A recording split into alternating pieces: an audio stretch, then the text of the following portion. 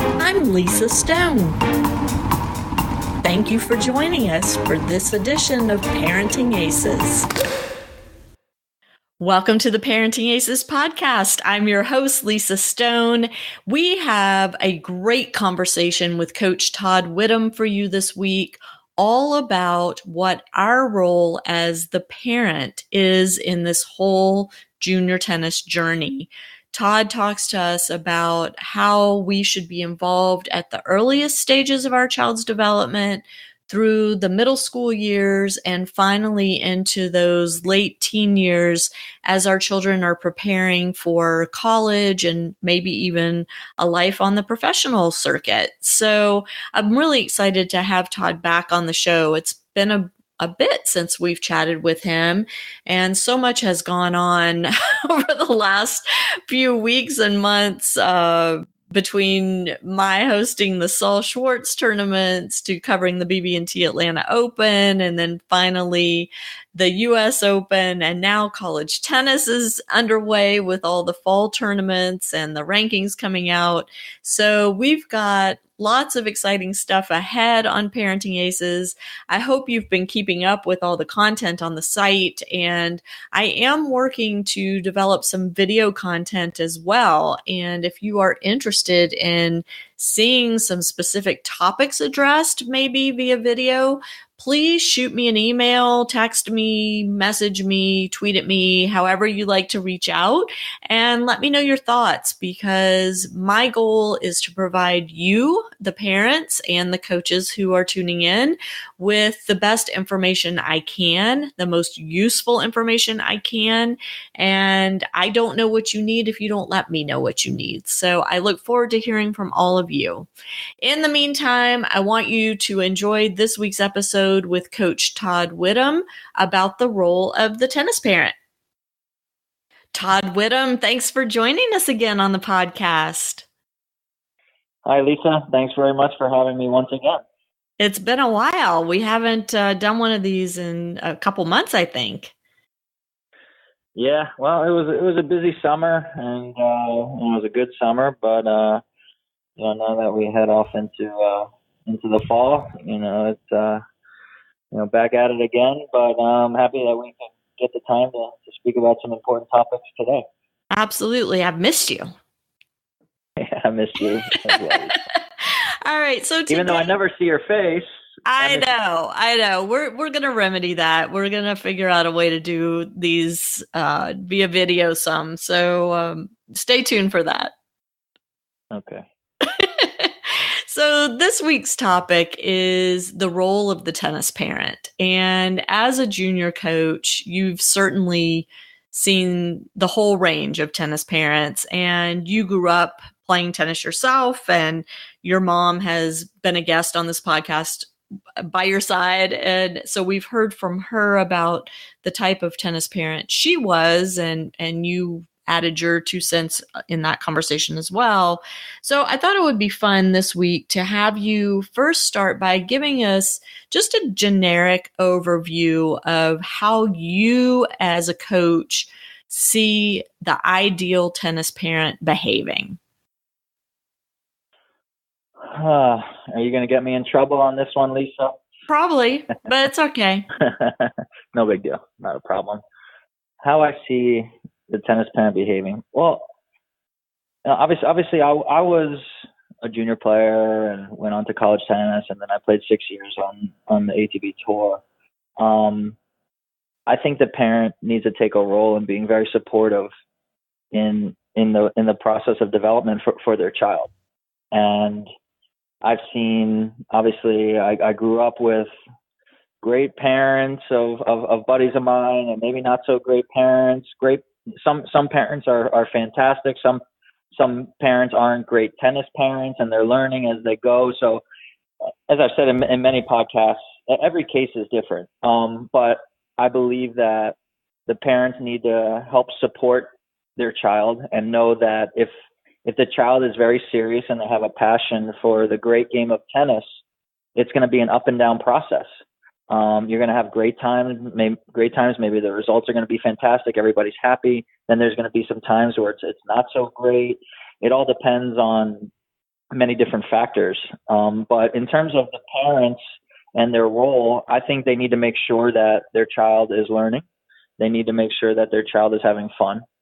And they need to be very supportive in this tough process, and try to make sure that they're not putting too much stress and pressure on their child. If their child has passion for tennis and really wants to learn and develop and try to be the best player that they can, the child themselves many times will be putting stress and pressure on themselves, where then the coach comes into play and tries to teach them how to handle those different stresses and pressures.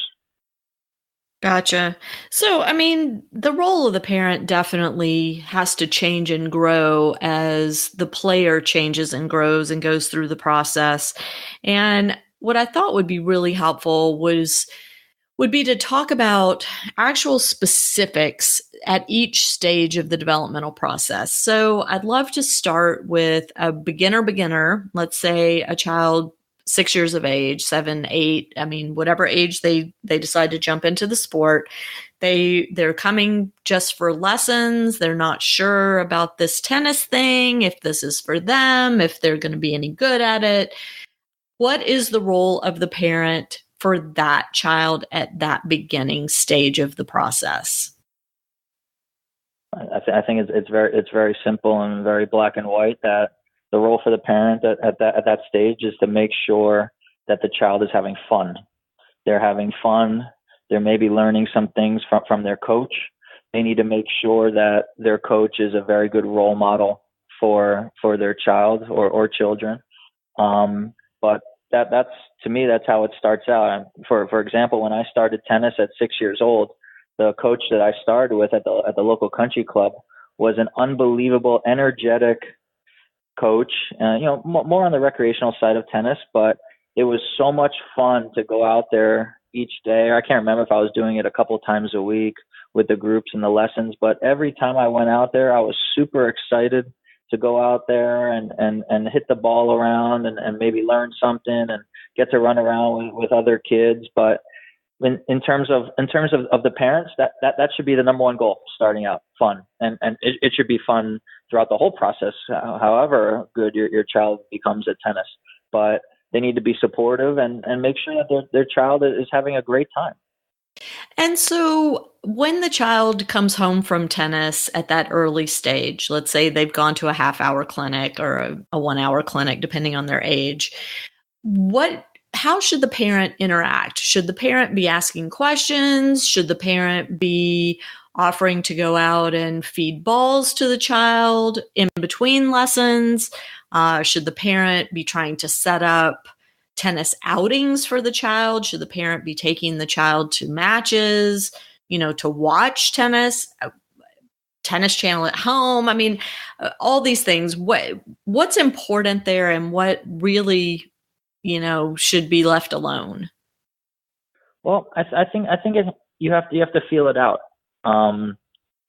Each child is different. For example, I have a 4.5-year-old of my own right now, and I'll be watching a tennis match on the tennis channel, and he'll come over and say he wants to watch hockey. So I change the channel, right? So you're a nice dad. And he's played so many sports already. So one day he wants to watch tennis with me. One day it's golf. One day it's hockey. One day it's basketball. One day football. So I think the parent has to feel that out, and not push it. You want it to come from the child. Now, if they're asking, Dad, Mom, will you hit some tennis balls with me? Of course, I don't see any problem with that. I mean, you're in the beginning stages of maybe your child having a very nice interest in tennis. But I don't think there should be any forcing. It shouldn't be, Todd gave my child a tennis lesson, and now we're going to go have a couple hundred repetitions on the forehand that Todd taught me, or the backhand, and we're gonna just drill it into my child's brain. And no, it's not the time for that. The child is most likely not ready for that. They're still developing a passion for the game and everything. And so I think just, they need to see and feel how much passion their child has for tennis. So what about this whole idea of you have to expose them from birth? I mean, you've got two kids, one of whom is pretty brand new. Is there a tennis ball Right. mobile hanging in the crib? No, not yet. The, the way that I see it is I'm going to expose them to every sport that I can, and then we can make an educated decision on what they would like to play. I have, for me, it makes, from a parental perspective, it makes no difference to me what sport my children would love to play if they want to play sports. I want them to do something that they have a passion in. So whether it's tennis or baseball or basketball or football or music or whatever the case shall be, I want them to enjoy whatever that they would like to do. Now, in terms of pushing them into something or hoping that they have a passion, there, one day if you're kind of pushing your child into hoping that they enjoy tennis and everything, it's not going to happen. One day when they have the freedom, they're not going to want to play it anymore, and that's unfortunate, and that happens quite a bit.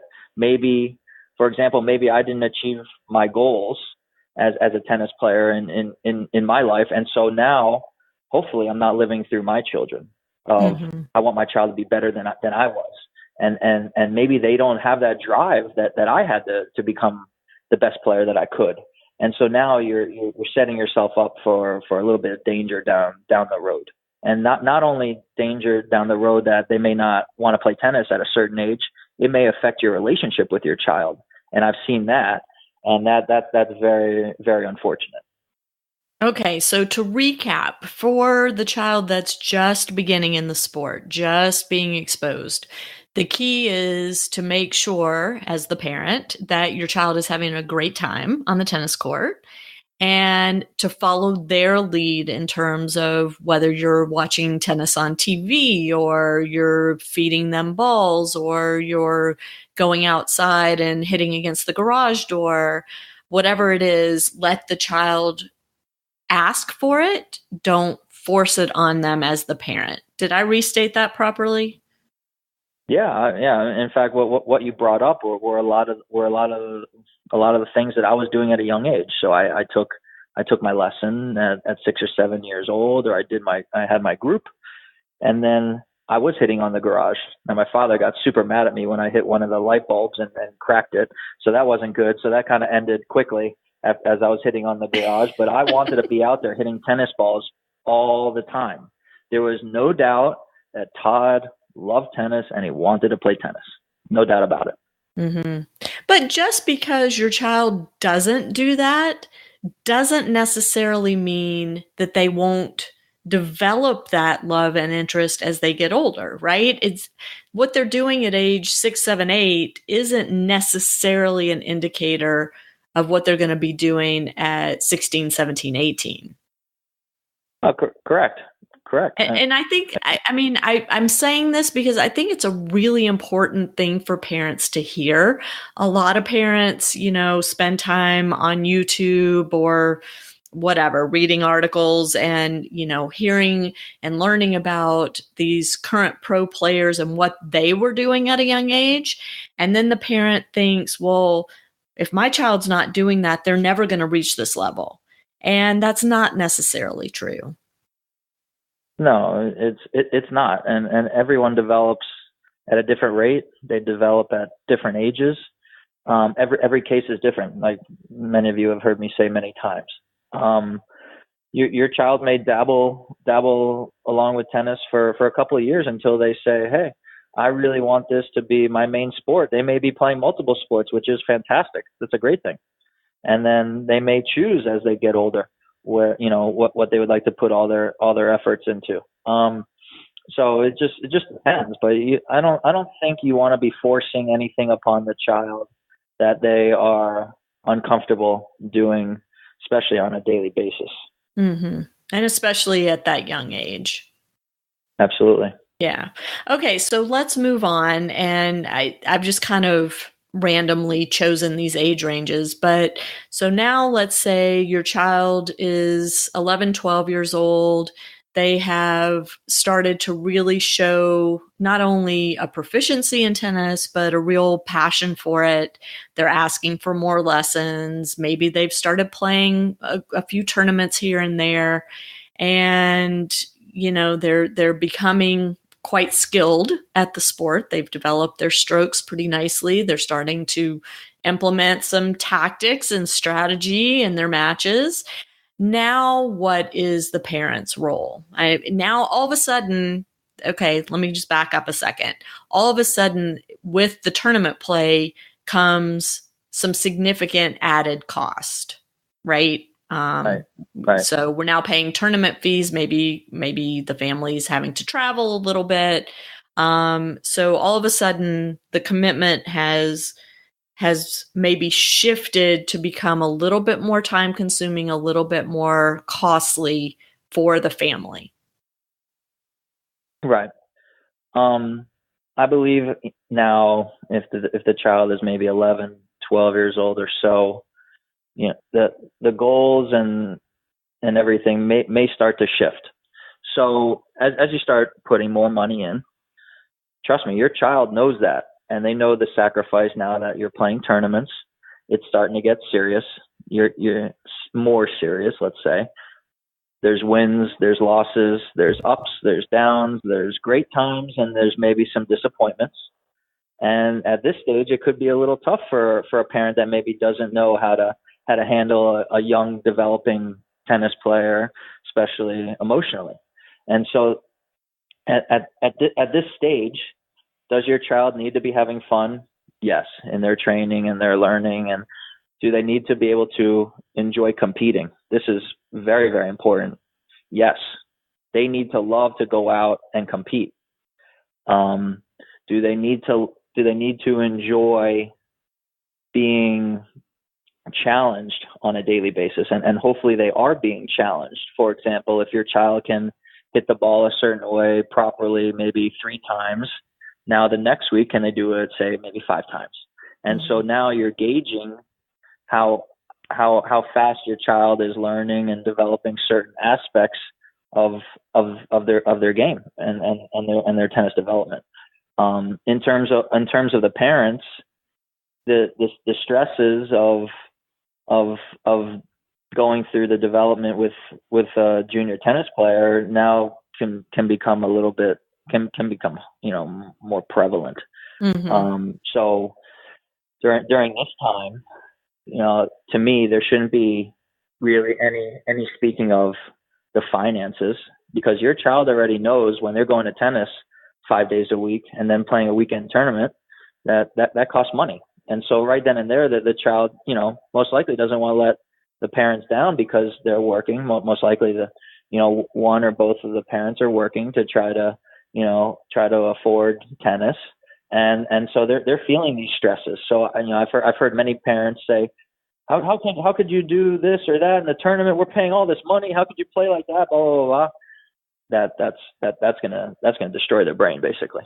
So you have to be very, very cautious of the information that's being said to these young kids. Do they need to be having fun? Yes, that is always number one. Do they need to enjoy competing if they want to get to higher levels of tennis? Yes, absolutely. They need to enjoy competing, and also from a parental perspective, you need to be looking into the future. So if your child really has a passion to be playing tennis and maybe they can play college tennis one day, that you need to be looking more into the future and not so much short term. A lot of people can get excited that their child is winning matches at a young age and everything, but quite honestly, it has no impact of what's going to happen when they're 16 to 18 years old. It's all developing. You want to see how well this young child can develop emotionally, physically, technically, tactically. I can go on and on about all the things that are going to need to be put together so down the road they can achieve their goals and dreams, whether it's maybe playing on their high school team, college team. There's so many different levels of college. There's so many different levels of professional tennis. So all these things have to be managed, and hopefully the coach that is guiding your child will also help communicate to the parents about how to handle all these different stresses and excitements and all these different things that are going to happen throughout the course of a junior tennis player's development. I want to get back to something you said, which was that the child has to love to compete. And I just read an article that was written by Ty Kwiatkowski, who played at UVA, won the NCAAs, both the team championships and individual championship. And Ty talked about that love of competing. I think this is something that many junior players lack. They enjoy playing the game. They enjoy getting out with their friends. They may enjoy going to drills. But when it comes down to actual competition, whether it's in a tournament or in a team format or whatever, they freeze up and they really don't enjoy that piece of it. I know I was one of those kids. I loved playing tennis. I really stunk at the competition side. What do we do with that if we discover, or let's say our child's coach comes to us and says, hey, look, your kid's doing great. She's developing her strokes, her tactics, her movement. Everything looks really good. But I just am seeing that she is not loving when we start keeping score. How do we handle that as a parent? Well, I think at that point you have to be realistic. If your child really does not love to compete, then they're gonna plateau at a certain level. They may be fantastic in practice where there's no pressure, which is great. Will they go on to play high level college? No, most likely not. I mean, it goes hand in hand. I mean, depends on how driven they are, how much they love to compete, how much they love to improve. But going back to the competing side of things, the best players that I was ever around, whether it was amateur or professional tennis, they love to compete. I still love to compete today. It's in my blood. I think maybe you either have it or you don't. In fact, when I look back on when I was playing some of my most important amateur and professional matches, whether I won or I lost them, I really enjoyed being in that moment. I loved being pushed by my opponent. It was very enjoyable. Many times I lost. Hopefully many times I won those matches, but I loved to be out there. I did. And every player goes through it. You know, right. There were some really tough moments for me in incredibly big matches that I lost. Could have been 7-6 in the third after 3 hours over, but I loved to compete and be pushed by my opponent. And so I think it's kind of in your blood, whether you love to do it or you don't. Is it something that can be taught? I mean, you know, I've certainly interviewed my fair share of mental toughness experts and you know, off-court coaches and psychologists and all that. Is this a skill or a love that can be instilled in a child, or is it something they're either born with or not? I think, for example, when I'm training, you know, the students that I train, obviously I'm pushing their buttons and I understand what may work for this one, what may work for that one. And I'm always looking this, you know, at different angles to maybe get in their head or, you know, get them to maybe achieve something a little bit greater than they thought they could achieve. But am I going to push them so much that they could all of a sudden become a Rafael Nadal competitor? I don't think so. They're going to resist. And when they start resisting, then you have some issues on your hands. You then understand that, you know what, they don't enjoy this. They maybe don't enjoy competing, which there's nothing wrong with it. It's just very tough to be a very high level tennis player. I mean, that's not going to happen. So, well, and I mean, interestingly, you know, Nick Kyrgios is kind of the epitome of that, right? You know, we've seen him come onto the court and just, it's like he has zero interest in being out there and winning a tennis match on that day.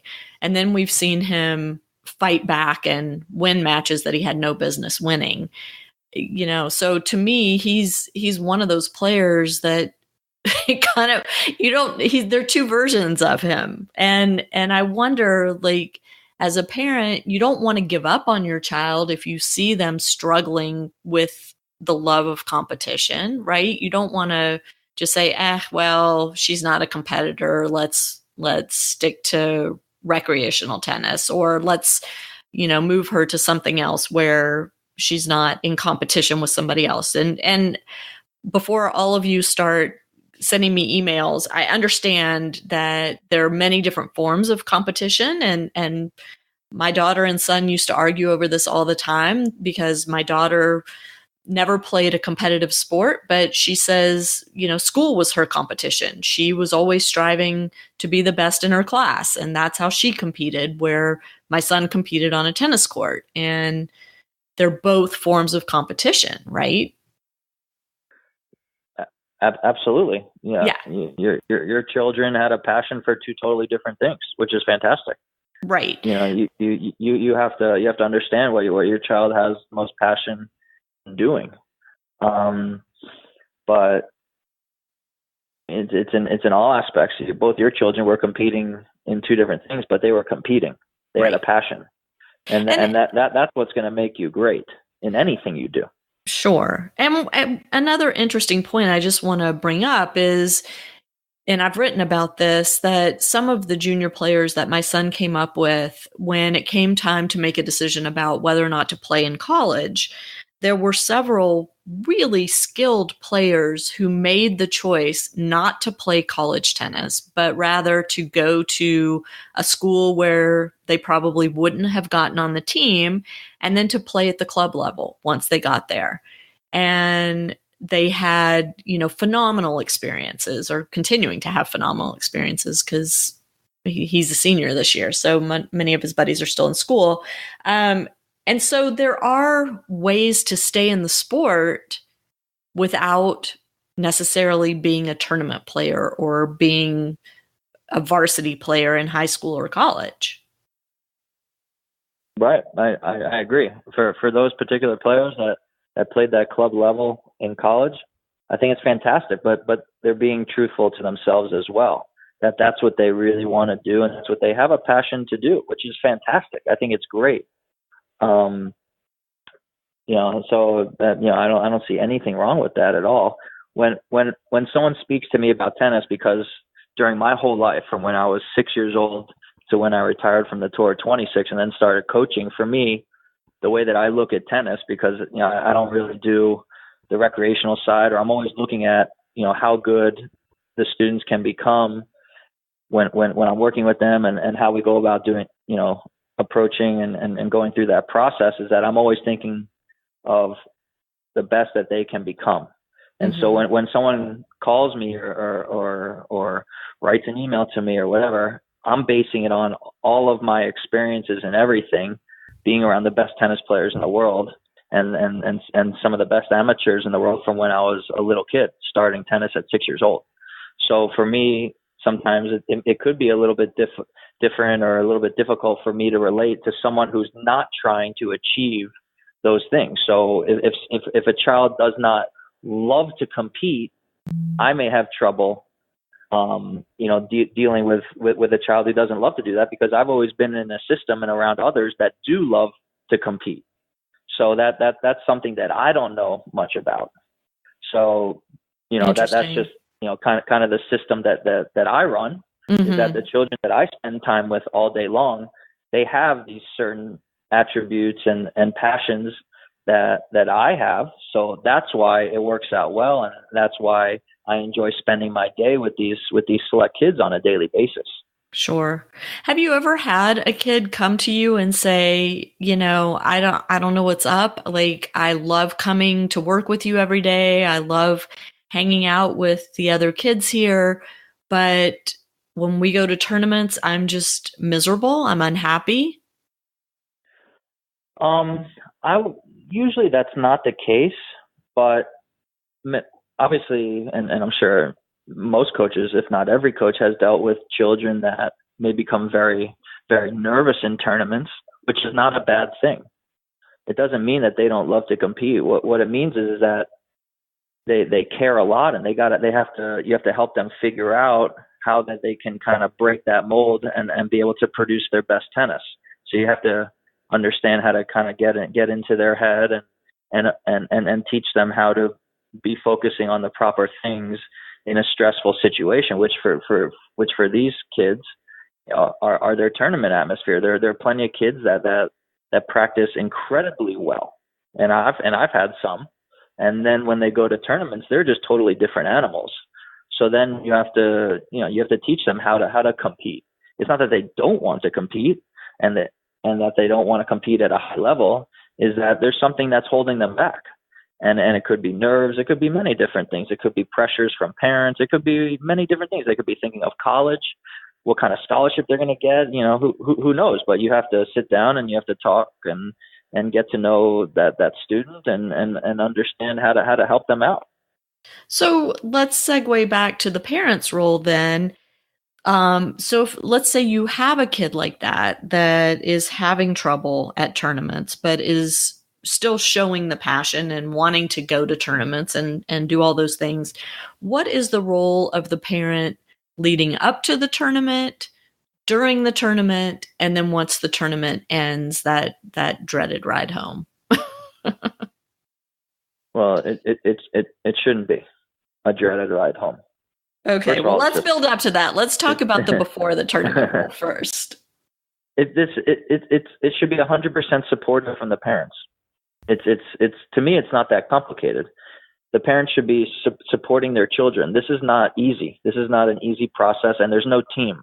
So if your child was screwing up in hockey, they would be pulled out of the game because they're having a tough moment or a tough game, and the next kid would be brought in. Your child, that's not happening. Your child, whether they're having a great moment in a match in a tournament or not, they're out there exposing themselves twice a day for, it could be the weekend or even further than that, depending, right?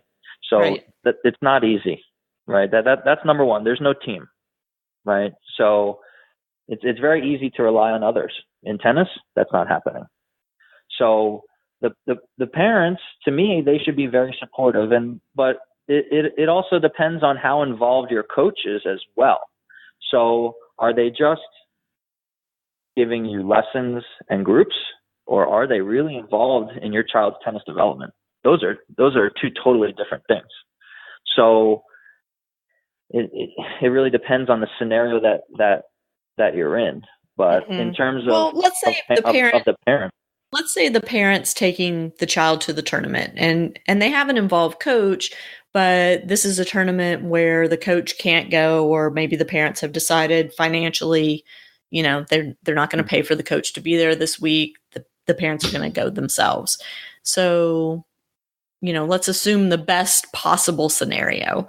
What is the role of the parent leading into the tournament? Do we talk tennis? Do we help our child pack? Do we remind them about, making sure their bag is well stocked and, that they're bringing everything on court with them that they need? At what point is it too much and we need to back off? At what point, do we need to embrace that role as parent and put on our naggy hat? Right. Well, it probably depends on the maturity and the age of your child.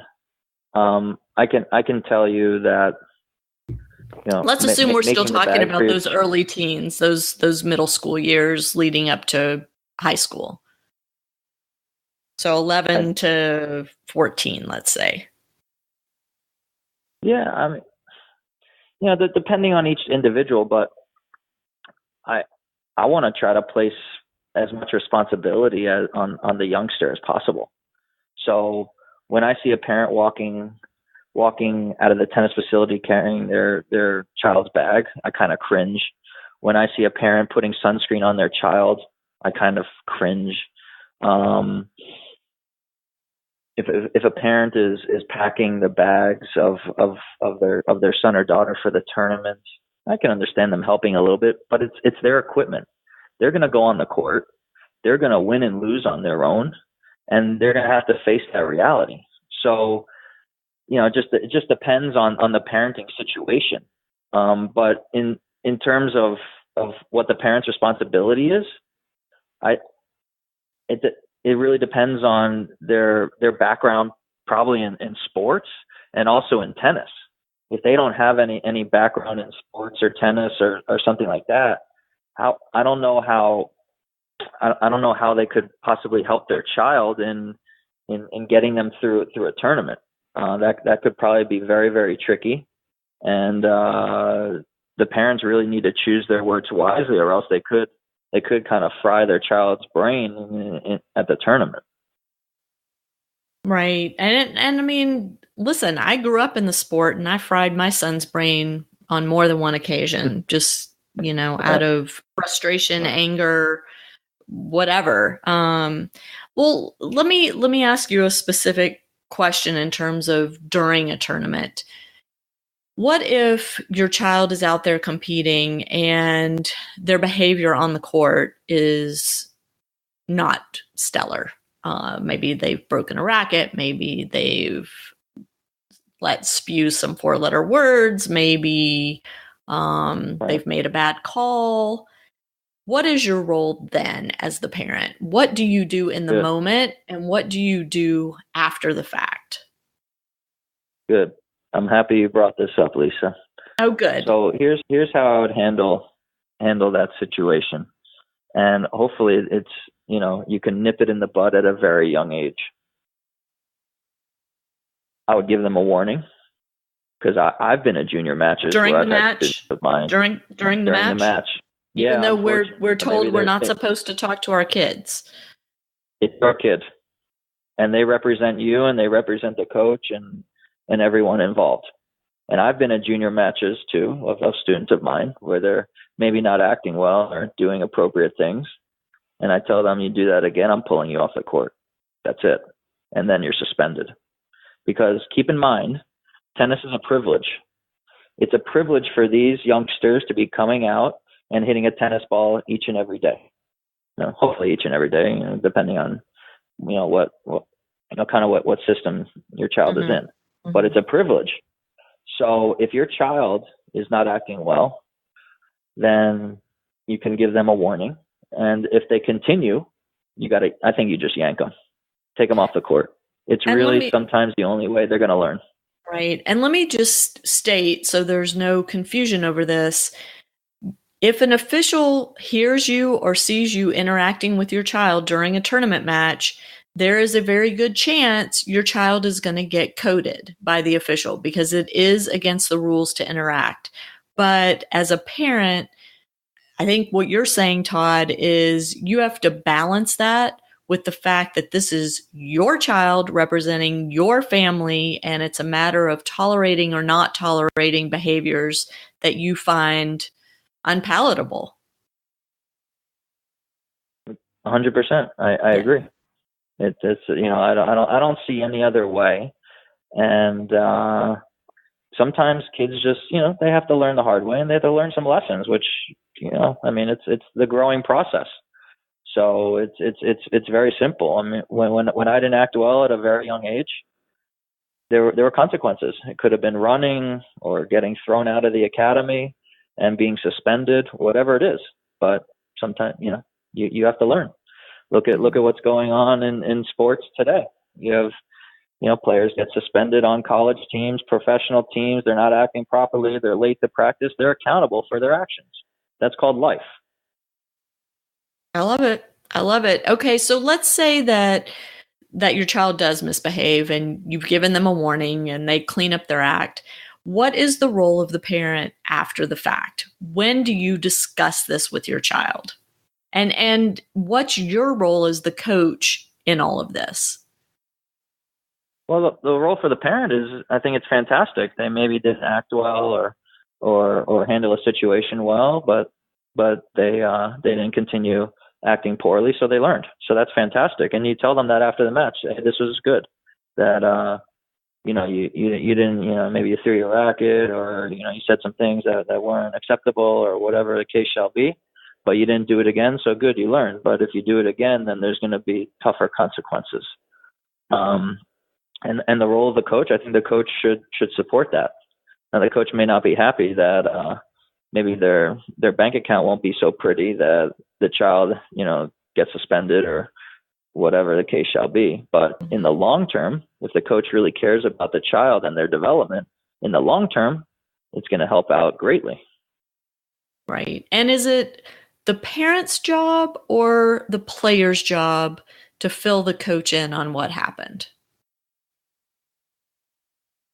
I would think probably the parents come to the coach first, and then the child should come to the coach and tell them the situation and what had occurred. Okay. Because I think there's always some confusion over that, like you don't want to overstep your bounds as the parent, but at the same time, you want to make sure that the coach understands what went down over the weekend. And, right. So yeah, I think it's good for you to say that as a coach, that you want to hear from us and you want to hear from the player themselves. Yeah, absolutely. Everyone is in this together to me if it's done properly. Right. And so when in my system, it's so small that I know what's going on, so that it's easier to manage. Now, if it's a huge system, not as easy to manage. I could understand. But with what I do, these things they're all managed and they're all communicated, and everyone hopefully is on the proper page so that we can help the youngster achieve what they would love to achieve in tennis. Right. All right. Well, let's move on to kind of the final years of junior development where maybe they're in 9th or 10th grade now. Their technical side of their game is honed pretty well. Now it's about tactics and strategy and really learning how to build points and win matches. And college recruiting is possibly part of the thought process right now. We're starting to be more concerned about rankings and ratings because that's what the college coaches we think are looking at, even though we know a lot of them really don't pay attention to that.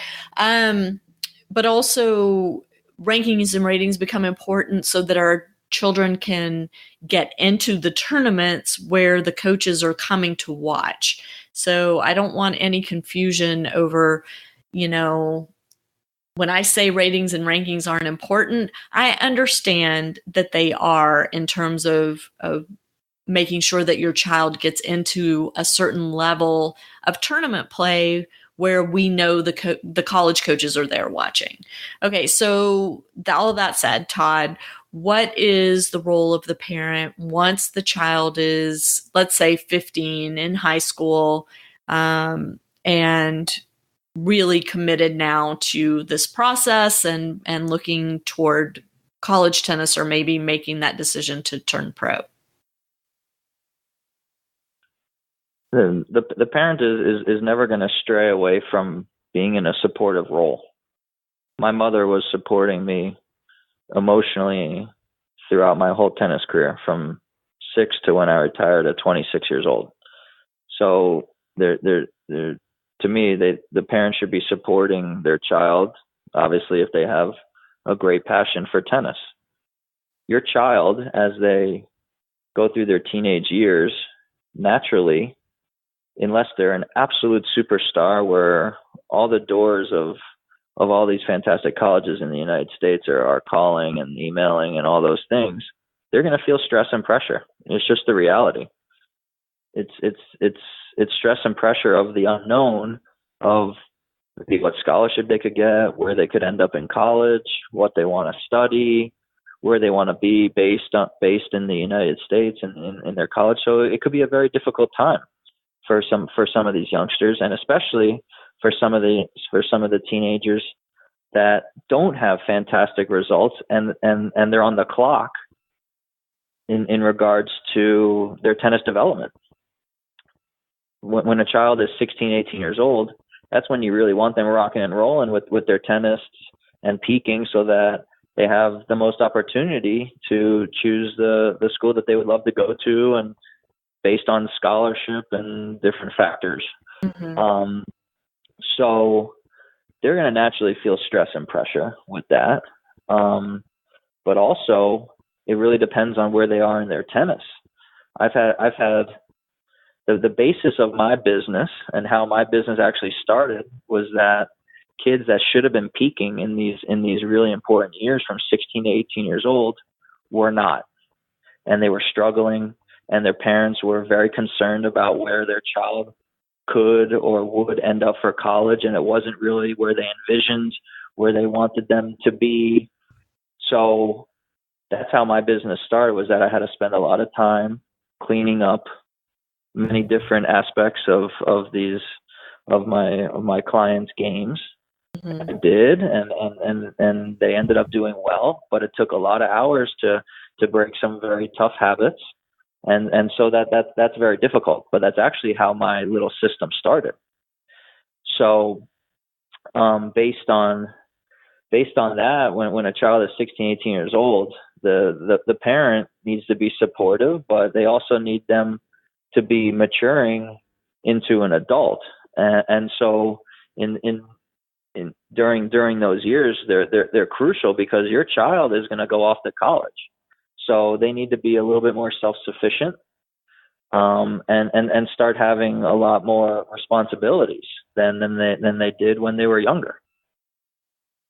Right. So specifically, though, what do you mean? I mean, what kind of responsibilities? Sure. Well, I mean, children start to operate a vehicle. They start to drive. They maybe should be signing up for tournaments. They need to be realistically going over what colleges that they could potentially go to in the next year or two. Also based on their tennis game. If they're trying to fix things or achieve results, how are they going to get there? Going back to rankings and ratings, those are all a reflection on how well you're training and how well your son or daughter is competing. And that's what those ratings are about. So they tell you whether your child is hopefully progressing or staying the same, plateauing, hopefully not, or even regressing, which really you never want to happen. But as a child is 16, 18 years old, the responsibilities they should be getting greater and greater. And once they go off to college, hopefully they can fit in well and understand how to handle themselves and handle their life. Right. As the parent of 3 kids who have gone to college and had roommates, I will say to the parents listening, at the very least, teach your child how to do their own laundry and teach them how to grocery shop. These are really basic things that kids need to know how to do. And I was floored at how many of my kids' roommates over the years didn't even possess those basic skills. Right. Well, you can make it very easy and just make sure your son or daughter has a bunch of whites, so they don't have to do colors and whites, which is what I did in college. So as much as you can. That's funny. All right. Well, so Todd, what else do we tennis parents need to know? I mean, I think coaches have in recent years gotten a lot better about communicating with us about exactly what the coach wants us to do and where our lines are drawn and, how involved we should be. But I still feel like there's some confusion over exactly how involved, how uninvolved we should be, even in terms of tennis practices. And we didn't really touch on that much today, but what's the parent's role during drills and private lessons? Well, I think they need to let the coach do their job. If they respect that coach and they think that coach can help their child get to where they would like to be in their tennis, then there doesn't need to be that much tennis discussion. To me, that there doesn't need to be. Did you have a great practice today? Yeah. Did you have fun? Yeah. Did you learn and improve some skills? Yeah. Okay. So that was great. Fantastic. Right. Right. Sometimes I'm not seeing that. Mm-hmm. right? And these are the discussions I had with my mother, and I remember this. I'm not that old yet, so I remember the discussions I had with my mother in my teenage years and the important years from 16 to 18 years old. And my mom was working, and so she wasn't really there watching my tennis practices and everything. And that was the discussion. That was the beginning and the end of the discussion. Hey, Todd, did you work really hard today? Yeah. Did you enjoy yourself? Yeah. Great. And then we spoke about something else. In fact, right now I'm in the middle of writing an article about tennis, no tennis talk in the house. And this was one of the golden rules when I was growing up with my coach, Pierre, who helps me on a daily basis, was that when you leave the courts, there's no more tennis talk. And there shouldn't be.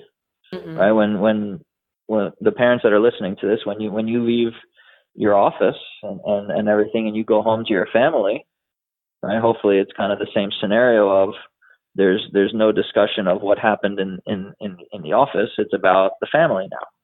So that was very clear cut from Pierre, was that when you leave the courts, there's no tennis talk. And so in my business, I've housed multiple tennis players in my house. And when we leave the tennis center, we don't talk about tennis. It was left at the tennis center. And so that those are kind of the rules that I've lived by with tennis. And I'll tell you why it's even more important now than maybe when I was growing up as a tennis player, is that obviously the times have changed. And so there are more kids homeschooling now.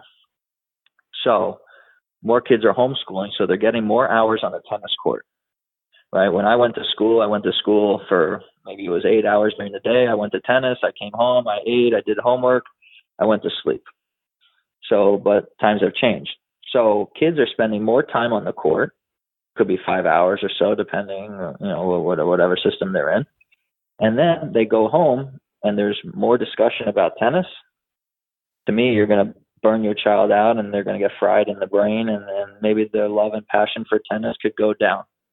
And not only that, is that if the parents are pushing really hard, they could affect their relationship with their son or daughter in the future. And that's something that you don't want, right? You need to enjoy your family and everything when you go home, and tennis should not be the topic of discussion at the dinner table. It should not, right? And to me, that's been a great thing in my life, as well as the students that have lived with me and everything, is that when we get into the house, we don't talk about tennis. And really the only time we ever talk about tennis is if I'm sitting on the couch and I'm sitting with one of my students and we're watching a tennis match, and we'll talk about tennis. But other than that, we left it at the courts. I love it. Great advice, Todd, as always. And I'm just so glad to finally get you back on the podcast after a little hiatus there. Loved talking with you about tennis parents and our role in this whole process, and especially hearing your perspective as a coach. I think it's really helpful for parents to understand your needs as the coach and your desires and how we can help support that. Yeah, I think it's fantastic. As I've said all along, everyone is in this together for hopefully the best of these children. So if you can put many different aspects of tennis and the management and the tournaments and all these different things that go along with tennis, then you can really see how great the children can become. But unfortunately, there's too many stories about this happened or that happened, and some of these things could have been avoided. And maybe the children wouldn't have maybe burned out one day or lost their love for tennis and their passion, and would have enjoyed the competing in tournaments a lot more. And, hopefully there's a lot of good communication between the parents and the coach and the child, so that they can continue playing the beautiful game of tennis. Love it. Well, thanks again for coming on. And to my listeners, thank you so much for tuning into the Parenting Aces podcast. We'll catch you next week on Parenting Aces. I'm Lisa Stone, and you've been listening to the Parenting Aces podcast, for tennis parents by a tennis parent. If you like what you've heard, please subscribe to us and write a review on iTunes. For more information on navigating the junior and college tennis journey, please visit us online at parentingaces.com. Thanks for tuning in and sharing us with your tennis community.